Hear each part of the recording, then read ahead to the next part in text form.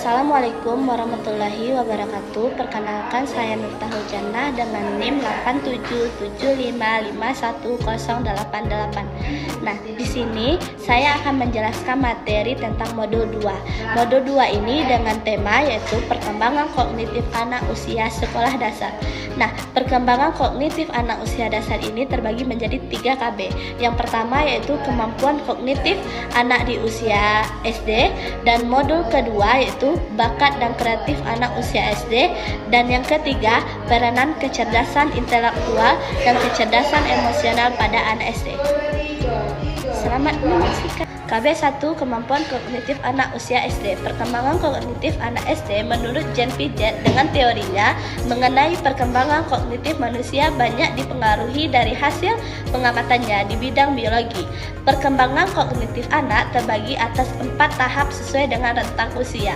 Yang pertama, sensorik motor, yaitu mulai dari usia 0 sampai 2 tahun. Pada awal, gerak anak didominasi gerakan refleks, dan di tahap akhir anak sudah lebih rumit mulai menggunakan simbol. Yang kedua, tahap pra-operasional, dimulai dari 2 sampai 7 tahun. Tahap ini ditandai dengan perkembangan bahasa. Yang ketiga, tahap operasional konkret, yaitu dimulai dari pada usia 7 sampai 11 tahun. Anak mampu memahami konversasi. Yang keempat itu tahap formal operasional, mulai dari 11 tahun ke atas. Anak mulai berpikir abstrak. Yang selanjutnya KB2 yaitu bakat dan kreativitas anak usia SD. Pengertian bakat adalah potensi yang ada di dalam diri seseorang yang perlu dilatih dan dikembangkan.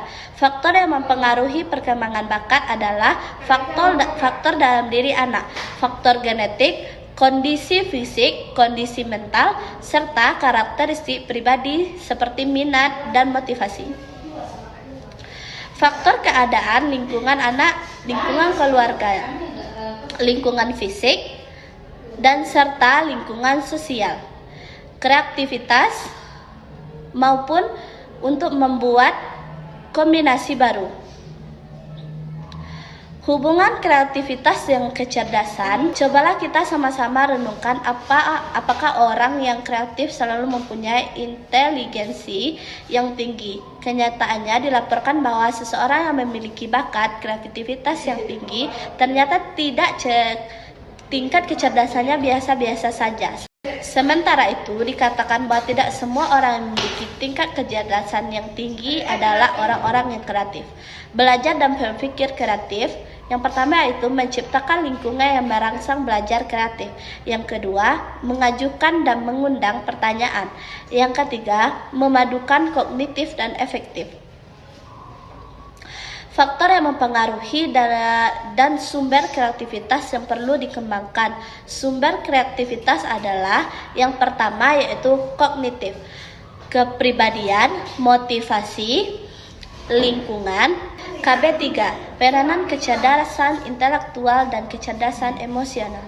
Kecerdasan intelektual berpikir abstrak, menangkap hubungan-hubungan untuk belajar, menyesuaikan diri terhadap situasi baru. Kecerdasan sosial, pengenalan diri, emosi, motivasi diri sendiri, mengenali emosi orang lain, mengendalikan hubungan dengan orang lain.